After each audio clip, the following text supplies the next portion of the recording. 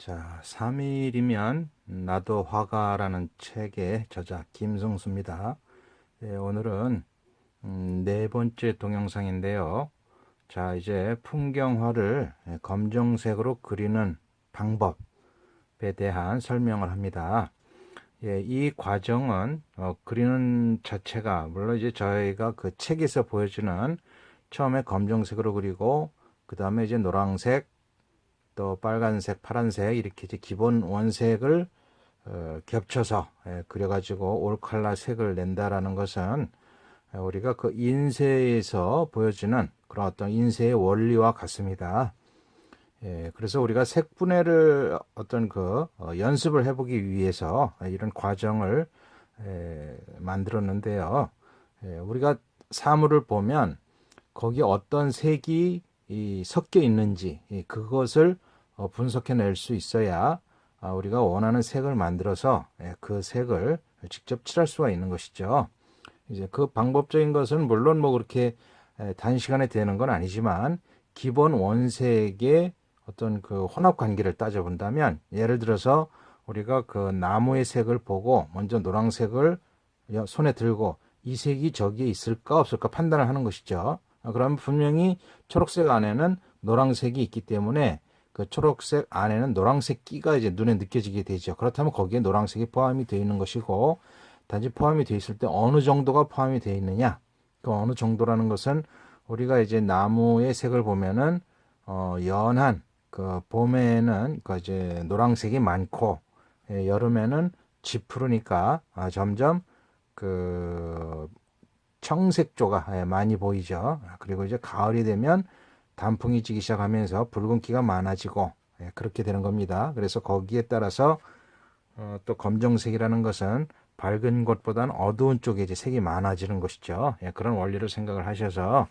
우리가 이제 색을 그려 들어가는 연습을 하는데, 자, 기본적으로 우리가 그 나무의 어떤 이미지를, 자, 이런 이미지가 있다. 그럼 분명히 마찬가지 빛이 어디서 오느냐에 따라서 이것이 이제 어떤 입체감을 이루고 있기 때문에 밝은 톤, 중간 톤, 어두운 톤이 이루어지겠죠. 그래서 처음엔 이 나무의 색이 무슨 색이냐에 따라 가지고 촘촘하게 기본색을 쭉 칠해줍니다. 자, 아주 단순하게 우리가 숲을 먼저 봐야 된다 생각을 했으니까 이렇게 어두운 부분의 색은 좀 더 진하게 이렇게 칠해주죠. 그리고 나무의 외곽선이 너무 이렇게 타이트하면 안 되니까 약간씩 빠져나간 그런 느낌도 있을 거예요. 그리고 나무 사이사이에도 뭔가 이제 그 빛이 들어와 있는 부분도 있을 테고 그런 걸 구분하면서 이렇게 쭉 칠해주는 것이죠. 그랬을 때 연필선을 너무 불필요하게 이쪽 저쪽으로 하지 마시고 가능한 한쪽 방향으로 저는 이제 오른손잡이다 보니까 이렇게 한쪽으로 이쪽 방향으로 선이 그어지고 있지만 왼손잡이면 이렇게 되겠죠. 그렇죠? 주로 선이 이렇게 나오는 겁니다. 어느 쪽으로 선이 나와도 상관없어요. 그렇게 해서 좀 더 어두운 부분은 다시 위에 덧칠을 하는 것이죠. 어둡게. 자, 이런 식으로 촘촘하게 꼼꼼하게 해서 자, 가까이 있는 부분은 좀 더 섬세한 표현이 되겠죠. 그래서 앞에 가까이 있는 나무는 앞에 있는 나무 또 그 뒤에 있는 나무가 있고 또 그 뒤에 있는 나무가 있어서 각각의 나무가 기본적인 색깔을 갖고 있어요. 그래서 거기에 맞추어서 차분하게 처음에 이렇게 이제 스케치를 해놓고 나서 연필선을 차분하게 칠해주는 것이죠. 자, 이렇게 칠해주고 뒤에 있는 나무의 색은 앞에 있는 나무에 비해서 밝으냐 어둡냐 그런 걸 또 따져서 어두우면 좀 더 어둡게 급하다고 성질을 부리지 마시고 차분하게 그리고 연필을 조금씩 깎아서 완성돼 갈수록에 좀 더 섬세한 느낌이 돼야 되겠죠. 이렇게 앞에 있는 것과 뒤에 있는 나무와의 그 경계는 분명히 색깔이 구분이 돼야 뭔가 앞에 있는 것과 뒤에 있는 것과의 그 차이가 되죠.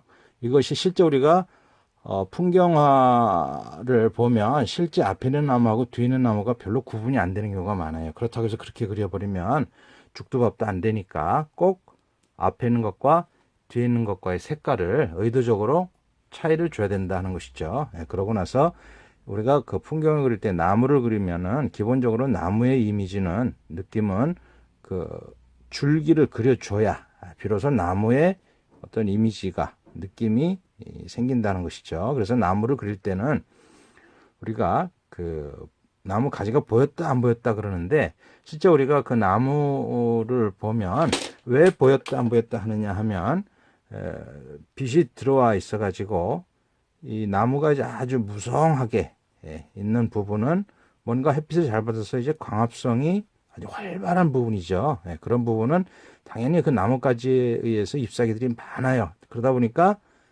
나뭇가지가 안 보이죠. 그리고 이제 성긴 부분들, 그런 부분들 나무 줄기가 쭉 뻗어나가면서 아무 데서나 나무의 잎사귀가 나오는 것이 아니라, 나무 줄기가 이렇게 해서 뭔가 뻗어나가고 할 때 나무 종자에 따라서 다르긴 하지만 어느 정도 이렇게 뻗어나가는 위치가 있죠. 그죠? 그만큼 또 위로 올라가면서 이렇게 사이사이 나무 가지가 또 뻗치고 이렇게 되기 때문에, 또 이게 앞으로 나오는 가지도 있겠죠. 그래서 이렇게 가리고. 그래서 잎사귀가 이렇게 덩어리 그룹화되고 그 사이에 이제 약간의 가지가 언뜻 보이는 것이죠. 요거를 잘 표현을 해줘야 정상적인 그 나무의 느낌이 된다라는 걸 생각을 하셔서, 뭐 급하게 그리지 마시고 책에 차분한 어떤 그리는 과정을 자세하게 그려놨으니까, 저거를 그냥 뭔가 마음을 급하게 생각하지 마시고 한 4-5시간 그 정도까지는 아니더라도, 저기에서는 선생님이 저 올 컬러의 그림을 그리는데 한 3시간 정도 시간 소요가 됐으니까요. 충분히 뭐 한 1시간, 2시간 정도면 될 겁니다. 그래서 특히 검정색으로 그린 이런 기본 바탕의 어떤 단계가 책에서도 설명을 했지만, 기본적인 어떤 그 톤의 단계, 이런 것들을 아주 결정적으로 만들어주는 것이 되겠죠. 그래서 어두운 톤의 색깔을 어느 정도 그려놔야 그 위에 색의 톤을 올려줄 때도 어떤 길잡이 노릇이 돼서 훨씬 그리기가 수월하니까, 특히 검정색 부분을 차분하게 잘 그려야 된다는 것이죠. 이것은 수채화를 그릴 때나 뭐 나중에 유화를 그릴 때나 아니면 뭐 판화를 할 때, 모든 장르에서 특히 중요한 부분이니까 신경 써서 그려주시기 부탁드립니다.